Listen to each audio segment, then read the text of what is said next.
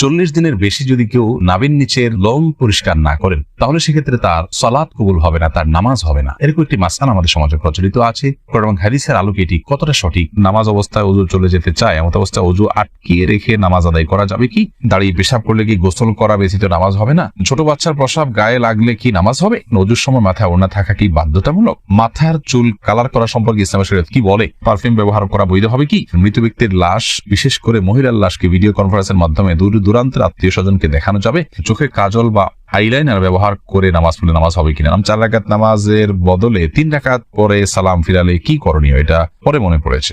আর বিলম্ব না করে চলুন আমরা প্রবেশ করি আপনাদের প্রশ্নগুলোর উত্তর দেওয়ার পালায়। অ্যাঞ্জেল রুমি আপনি লিখেছেন, চোখে কাজল বা আইলাইনার ব্যবহার করে নামাজ পড়লে নামাজ হবে কিনা? নামাজ হয়ে যাবে। শোভন আহমেদ আপনি লিখেছেন, 4 রাকাত নামাজের বদলে 3 রাকাত পরে সালাম ফিরালে কি করণীয়? এটা পরে মনে পড়েছে। ফরজ নামাজ যদি 4 রাকাত যায় 3 রাকাত সালাম ফিরে ফেলেন, তৎক্ষণাৎ মনত পড়লে তো আরেক রাকাত পরে শেষ নামাজ হয়ে যাবে। কিন্তু আপনি উঠে চলে গেছেন, অন্য কাজ টাজ করছেন, তারপরে মনে পড়েছে, তাহলে আবার আপনাকে সে সালাত আদায় করতে হবে। ইসরা জান আপনি লিখেছেন, স্বামীকে খুশি করার জন্য ফর্সা হওয়ার ক্রিম ব্যবহার করা যাবে কিনা?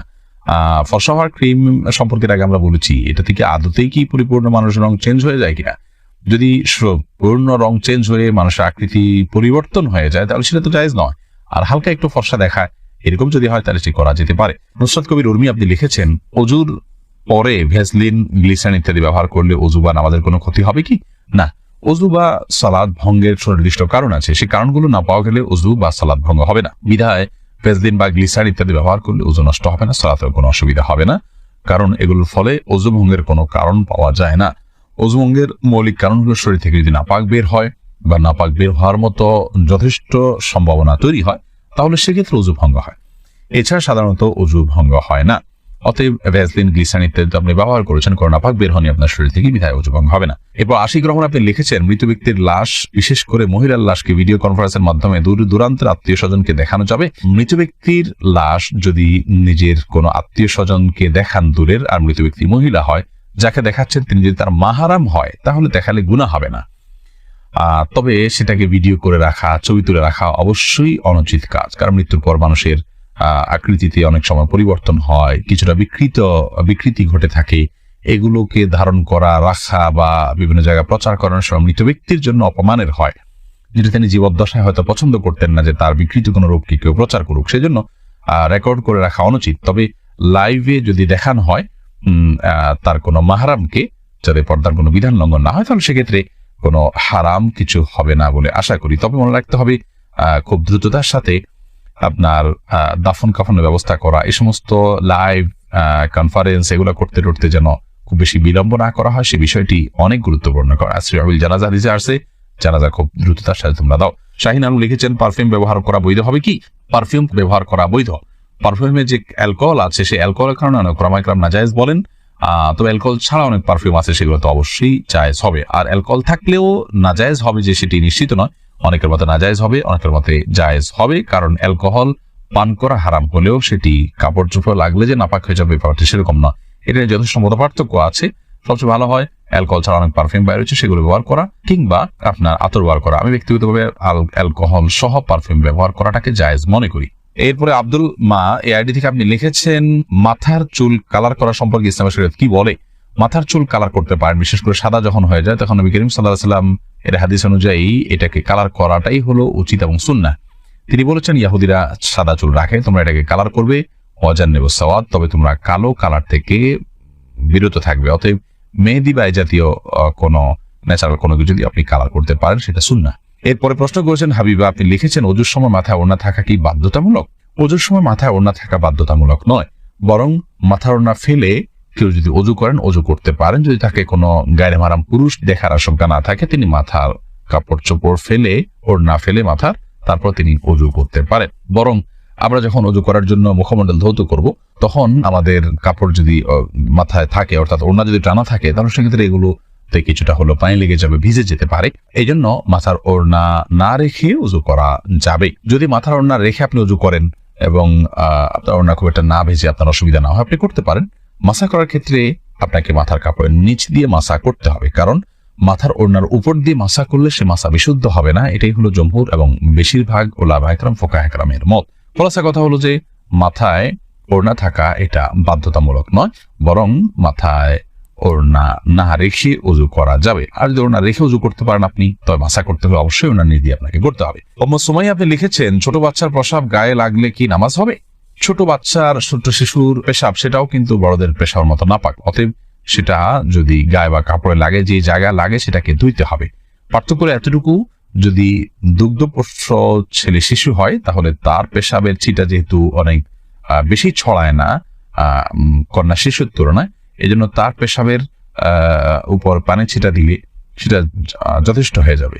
আর কন্যা শিশু যদি হয়, সেটা যেহেতু তার পেশাব যেহেতু একটু ছড়ানোর আশঙ্কা বেশি থাকে, এবং আরো নানা কারণে, অনেক কারণ এবং রহস্য আছে যেগুলো আমরা জানি না, তো সেগুলোর ভিত্তিতে কন্যা শিশু হলে, সেই দুগ্ধপোষ্য হলেও যে জায়গায় লাগবে তার পেশাব, সেই জায়গাটা কাপড়ের জাস্ট ওই অংশটুকু ধুয়ে নিলে পাক হয়ে যাবে। খোলাসা কথা হলো যে ছোট বাচ্চাদের পেশাব যদি কাপড়ে লাগে কিংবা শরীরে লাগে সেটা নাপাক হবে, সেটাকে পাক করার চেষ্টা করতে হবে বড়দের পেশাব থেকে যেভাবে পাক করার চেষ্টা করা হয়। তবে হ্যাঁ, দুগ্ধপোষ্য যে দুধের উপরে টিকে থাকে এরকম ছোট ছেলে শিশু হলে সেক্ষেত্রে পাকের পদ্ধতির ক্ষেত্রে কিছুটা শিথিলতা আছে, পায়ের ছিটা দিলে পাক হবে। তবে সেক্ষেত্রে ধুয়ে ফেলাটাই হলো সংশয় মুক্ত। বিশেষ করে আপনার অনেক সময় খুঁতখুঁতির স্বভাব থাকে অনেকের মধ্যে সন্দেহ থাকে, মনের প্রশান্তির জন্য পুরোটা ধুয়ে ফেললে সেটা অবশ্যই উত্তম এবং ভালো, কারণ পেশাব থেকে পরিচ্ছন্ন থাকা নির্দেশনা হাদিসে রয়েছে। এমনি সাকিব মাতব্বর লিখেছেন, নামাজ অবস্থায় ওযু চলে যেতে চায়, এমন অবস্থায় ওযু আটকিয়ে রেখে নামাজ আদায় করা যাবে কি? অবশ্যই আটকিয়ে রেখে আদায় করা যাবে, তবে স্বাভাবিক অবস্থায় ওযু আটকিয়ে রেখে তারপরে ওই ওযু দিয়ে নামাজ পড়া উচিত নয়। তবে নামাজের মধ্যে যদি আপনার ওযু ভাঙার বা পেশাব পায়খানা বেগ হয় তাহলে সে বা বায়ু নির্গত হওয়ার বেগ হয় তাহলে সেটাকে আটকিয়ে রেখে সালাত কমপ্লিট করা যেতে পারে, যেহেতু সালাত কমপ্লিট করা আল্লাহর কর্তৃক নির্দেশিত। আল্লাহ বলেছে। এরপরে মোহাম্মদ আরাদ আব্দুল্লাহ আপনি জানতে চেয়েছেন, দাঁড়িয়ে পেশাব করলে কি গোসল করা ব্যতীত নামাজ হবে না? দাঁড়িয়ে পেশাব করলে যে গোসল করতে হবে এমনটি বাধ্যতামূলক নয়, বরং দাঁড়িয়ে পেশাব করার পরও আপনি গোসল ছাড়া নামাজ আদায় করতে পারেন। দাঁড়িয়ে পেশাব করতে গেলে যদি আপনার শরীরে কোথাও ছিটে ফোঁটা লাগে বা পেশাব লেগে যায়, সেই জায়গাটা আপনি ধুয়ে ফেলবেন, ধুয়ে আপনি সালাত আদায় করতে পারবেন। আর দাঁড়িয়ে পেশাব করাটা অনুচিত, অনুত্তম, ভালো নয়, মাকরুহ কাজ। নবী করিম সাল্লাল্লাহু আলাইহি ওয়াসাল্লাম সচরাচর দাঁড়িয়ে পেশাব করতেন না। 40 দিনের বেশি যদি কেউ নাভির নিচের লোম পরিষ্কার না করেন তাহলে সেক্ষেত্রে তার সালাত কবুল হবে না, তার নামাজ হবে না। এরকম একটি মাসআলা আমাদের সমাজে প্রচলিত আছে, এবং হাদিসের আলোকে এটি কতটা সঠিক আমরা সে বিষয়ে জানার চেষ্টা করব। প্রথম কথা হলো, হাত পায়ের নখ ছোট করা, গোপ ছাটা ছোট করা, বগল এবং নাভির নিচের পশম পরিষ্কার করা, এটাকে চেঁচে ফেলা, এটি সকল নবী রাসূলগণের প্রতি আল্লাহ রাব্বুল আলামিনের পক্ষ থেকে আরোপিত কমন একটি বিধান ছিল, সকল নবী রাসূলগণের কমন একটি সুন্নাহ ছিল, যে সুন্নাহ সকল নবী রাসূলদের জন্য প্রযোজ্য ছিল। একজন ইমানদারের জন্য সেটি অবশ্যই অনেক বেশি গুরুত্বপূর্ণ। আনাস ইবনে মালিক রাদিয়াল্লাহু তাআলা আনহু একটি হাদিস বর্ণনা করেছেন, যেটি সহিহ মুসলিমে বর্ণিত হয়েছে, সূরা নাসা এবং মুসনাদ আহমদ সব হাদিস কিতাবে বর্ণিত হয়েছে। সেখানে তিনি বলেছেন যে রাসূল আকরাম সাল্লাল্লাহু আলাইহি ওয়াসাল্লাম আমাদেরকে এই কাজগুলো করবার জন্য, অর্থাৎ হাত পায়ের নখ ছোট করা, গোপ ছোট করা, বগল এবং নাভির নিচের পশম পরিষ্কার করা, চাষা, এই কাজের জন্য তিনি আমাদেরকে সময়সীমা নির্ধারণ করে দিয়েছেন 40 দিন। অর্থাৎ 40 দিন পর্যন্ত কেউ যদি বিলম্ব করেন তাহলে সেটি জায়েজ আছে, যদিও এত বেশি বিলম্ব না করে প্রতি সপ্তাহে একবার পরিচ্ছন্ন করতে পারে সেটি উত্তম ভালো কাজ। যত বেশি পরিষ্কার রাখা যায় এগুলো ততই ভালো। কিন্তু যদি কেউ বিলম্ব করতে চান তাহলে সেক্ষেত্রে তিনি এগুলো না চেষে না কেটে সর্বোচ্চ 40 দিন পর্যন্ত থাকতে পারবেন। 40 দিনের পর যদি তিনি না কেটে থাকেন তাহলে সেটি তার জন্য গুনাহের কারণ হবে, সে কারণে তিনি আল্লাহর কাছে পাপী হিসাবে বিবেচিত হবেন। কিন্তু এর কারণে তার সালাত হবে না, তার নামাজ কবুল হবে না, এরকম কোনো কথা হাদিসের কোথাও বলা হয়নি। সালাত বা নামাজ বিশুদ্ধ হওয়ার সম্পর্ক হলো সালাতের যে শর্ত আছে সেই শর্তগুলো তিনি সঠিকভাবে আদায় করেছেন কিনা এর উপর নির্ভর করে। যার কারণে সালাতের শর্ত যদি সঠিকভাবে আদায় করে থাকেন, ফরজগুলো সঠিকভাবে আদায় করে থাকেন, তাহলে সালাত বিশুদ্ধ হবে। যদিও তার নাভির নিচের লোম তিনি অপরিষ্কার রাখেন, নখ বড় রাখেন, এগুলো করা সত্ত্বেও তার সালাত আদায় হয়ে যাবে। কিন্তু এগুলোকে তিনি বড় রাখবার কারণে, ছোট না করার কারণে, সমত না চাষবার কারণে, 40 দিনে বেশি অপরিচ্ছন্ন রাখবার কারণে তিনি একটি গুনাহে লিপ্ত হলেন, সেটি সম্পূর্ণ ভিন্ন বিষয়। আল্লাহ রাব্বুল আলামিন আমাদের সকলকে সব ক্ষেত্রে রাসূল আকরাম সাল্লাল্লাহু আলাইহি ওয়াসাল্লামের সমস্ত দিক নির্দেশনাগুলোকে মেনে চলার তৌফিক দান করুন।